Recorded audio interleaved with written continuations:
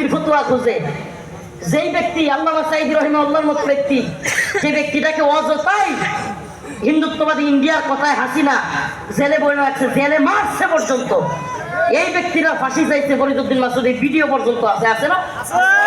এখন ফরিদউদ্দিন মাসুদ একজনের তালুই হয়ে গেলে ফরিদউদ্দিন মাসুদের আল্লামা বানাই দিতে হবে, ফরিদউদ্দিন মাসুদকে বুজুর্গ বানাই দিতে হবে, ফরিদউদ্দিন মাসুদের বিরুদ্ধে কেউ কথা বললে বলবে এই ইসলামের শত্রু, নাউজুবিল্লাহ।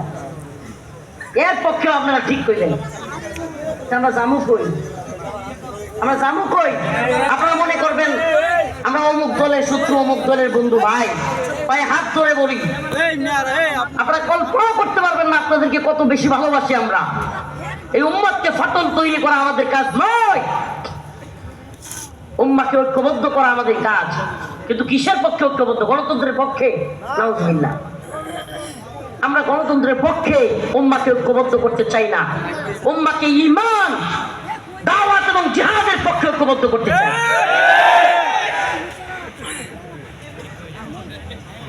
এই জন্য সবকিছুতে ঠিক বলার দরকার নেই, শুধু শুনবেন, মাঝে মাঝে প্রয়োজন হলে ঠিক বললেন,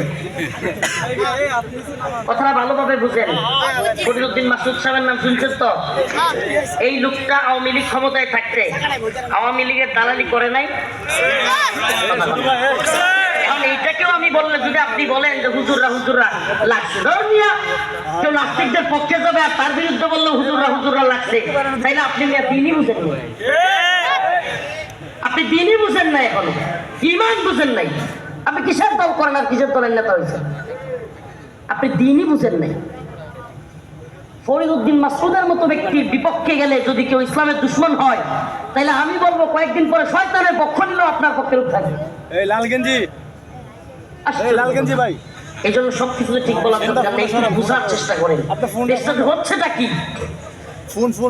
আপনারা শুনছেন কিনা চট্টগ্রামে, চট্টগ্রামে মারামারি শুরু হয়ে গেছে, পার্বত্য চট্টগ্রাম নিয়ে ষড়যন্ত্র শুরু হয়ে গেছে।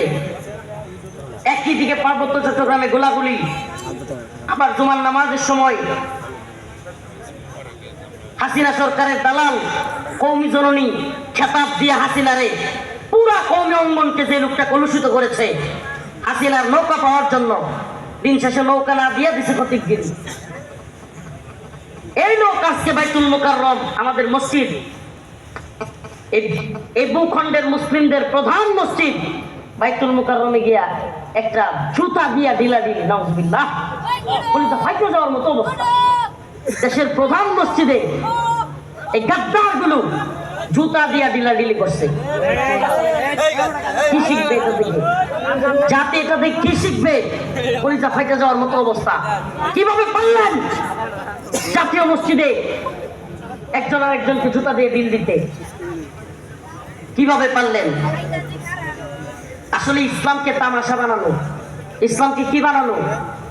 তামাশা বানানো, নিজেদের খায়সাত পূরণ করা চলছে। আজ ফরিদউদ্দিন মাসুদের জন্য থানা ঘেরাও করা হবে, ফরিদউদ্দিন মাসুদকে কেউ কিছু বললে চোখ তুলে নেওয়া হবে, এই ধরনের কথা বলেন। শত শত আলেম গ্রেফতার ছিল, কই এই ধরনের কথা তো শুনি নাই। আফসোস লাগে। আপনারা আজকে বাইতুল মুকাররমে গিয়া জুতা দিয়ে ঢিলাঢিলি করেন, আর এদিকে সেকুলাররা, হিন্দুত্ববাদীরা এগুলো নিয়ে হাসাহাসি করে। মন্দির পাহারা দেওয়ার সবক দেন। এ মিয়া, ঈমান আনছি কি মন্দির পাহারা দেওয়ার জন্য নাকি? এটা কি এতটুকু গায়রত নাই আমাদের? মুসলিম হয়েছি, ঈমান আনছি আল্লাহর জন্য। ইব্রাহিমের চেতনা ছিল মূর্তি ভাঙার চেতনা, আর আজকে কি কয় মাদ্রাসা ছাত্ররা গিয়ে কি পাহারা দিবে? আমাদের মসজিদ পাহারা দেওয়ার ডিলারি নেন, মন্দির পাহারা দেওয়ার না। আপনাকে দায়িত্ব দেওয়া হয়েছে, উপদেষ্টা বানানো হয়েছে। আজকে বাইতুল মুকাররমের নিরাপত্তা নাই, আজকে বাইতুল মুকাররমের নিরাপত্তা দিতে পারতেছেন না, মন্দিরের নিরাপত্তা নিয়ে আপনাদের এত মাথা ব্যথা। এখানে হিন্দু যুবকরা পর্যন্ত বলতেছে আমাদের মন্দির পাহারা দিয়া পূজা করা হইলে এই পূজা আমাদের দরকার নাই। হিন্দু যুবক বলতেছে আমাদের মন্দির পাহারা দিতে হবে কেন মুসলিমদের? আমরা বলি মন্দির যেমনি ভাবে আমরা ভাঙার কথাও বলি না, মন্দির পাহারা দিবে মুসলমান এটাও বলি না। যাদের মন্দির তারা পাহারা দিবে, আমরা মসজিদ কি তারা পাহারা দেয়? কথা বল না। আমাদের মসজিদ কি হিন্দুরা পাহারা দেয়? প্রিয় ভাইরা আমার, বন্ধুগণ আমার, হিকমতের নামে হচ্ছেটা কি? হচ্ছেটা কি? বড় আফসোসের বিষয়। ইমানি গায়রত নাই। মাসআলা বুঝেন, মুফতিয়ানে কেরাম আছেন, যদি কোনো দেশে ইসলামী শরিয়া শাসন থাকে এবং সেই দেশে অন্যান্য ধর্মাবলম্বীরা জিজিয়া দেয়, জিজিয়া এই ট্যাক্স না, যারা মুসলমানও দেয়, হিন্দুও দেয়, বৌদ্ধও দেয়, খ্রিস্টানও দেয়, ট্যাক্স আর জিজিয়া এক জিনিস নয়। জিজিয়া হলো আইয়াদি ওয়া হুম সাগিরুন, যেটা লাঞ্ছনা অবস্থায় দেওয়া হয়। যেটা কি? যে আমি মুসলমান হচ্ছি না, এই জন্য তোমাদেরকে জিজিয়া দেই, নত যেন হয়ে থাকি। মুসলমানরা কি জিজিয়া দেয়? মুমিনরা জিজিয়া দিবে? তাহলে ট্যাক্স আর জিজিয়া কি এক হইছে? ট্যাক্স তো মুমিন মুসলমান সবাই মিলে দেয়, হিন্দু বৌদ্ধ খ্রিস্টান সবাই মিলে দেয়। আজকে আপনি মন্দির পাহারা দেওয়ার সবক দেন, আর এরা আমার দেশ ভাগ করার ষড়যন্ত্র করে। আপনি হিন্দুদের মন্দির পাহারা দেওয়ার কথা বলেন, আর আমরা দিচ্ছিও, অথচ এরা দেশ নিয়ে ষড়যন্ত্র করে। করে কি করে নাই? আওয়ামী লীগের হাসিনা দালালি করে। কথাগুলো ভালোভাবে বোঝার চেষ্টা করুন প্রিয় হাজিরিন। কষ্টে কথাগুলো বলতেছি। আজকে আমাদের একেবারে ক্লিয়ারলি বুঝতে হবে, আমরা এদেশে অস্থিতিশীল পরিস্থিতি চাই না, সুন্দর একটা পরিবেশ চাই, শান্তি প্রতিষ্ঠিত হোক সেটা চাই। কিন্তু শান্তি প্রতিষ্ঠিত হচ্ছে কোথায়? হচ্ছে কোথায়? একই সময়ে চট্টগ্রামে, পার্বত্য চট্টগ্রামে গুলাগুলি, মারামারি, বাঙালি এবং মুসলিমরা ওই অঞ্চলে থাকার পরিস্থিতি নাই। একই সময়ে বাইতুল মুকাররমে হাসিনার দালাল, হিন্দুত্ববাদের দালাল, কওমি জননী খেতাব দেওয়া রুহুল আমিন সাহেব এখানে আইসা বাইতুল মুকাররম মসজিদে একটা ফিতনা ছড়ায়।